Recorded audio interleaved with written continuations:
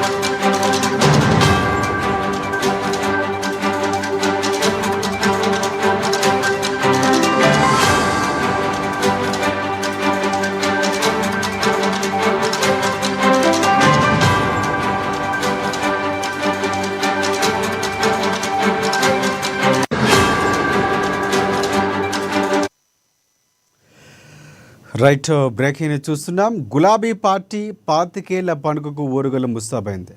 ఎలకతుర్తి వేదికగా ఆదివారం జరిగే బీఆర్ఎస్ సభకు సర్వం సిద్ధమైంది. తమ అధినేత కేసీఆర్తో పాటు ముఖ్య నేతలంతా హాజరయ్యే ఈ సభను విజయవంతం చేసేందుకు ఆ పార్టీ శ్రేణులు వడివడిగా అడుగులు వేస్తున్నారు. పాదయాత్రలు, ఎడ్ల బండ్లు, ప్రభబండ్లు, వాహనాల ర్యాలీలతో సభా ప్రాంగణానికి పయనమవడంతో ఓరుగల్లు రోడ్లు గులాబీమయంగా మారాయి. ఉమ్మడి జిల్లాతో పాటుగా చుట్టుపక్కల జిల్లాలకు చెందిన శ్రేణుల రాకతో సర్వత్రా సందడి వాతావరణం కనిపిస్తోంది. ఇప్పటికే పలు ప్రధాన రహదారులు, కూడళ్లతో పాటుగా ఎలకతుర్తి మండల కేంద్రం గులాబీ జెండాలు, తోరణాలు, నేతల కటౌట్లు, ఫ్లెక్సీలతో కలకలలాడుతున్నాయి.